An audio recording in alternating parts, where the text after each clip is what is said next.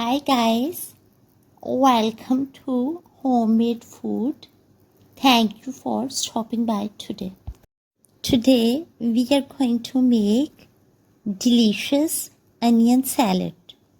For detailed recipe, please stay with us. Bismillahirrahmanirrahim. Peel and wash onion properly. Make thick or thin slices as you want. Separate the rings. Put rings in a bowl.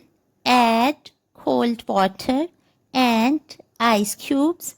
After 10 minutes, separate the onion rings from cold water and put into strainer for a while. Your onion salad is ready. You can serve it plain or with a little bit of lemon juice or vinegar. Even you can prepare a salad dressing of your own choice.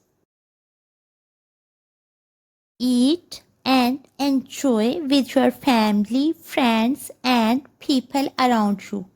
We hope you will give it a try.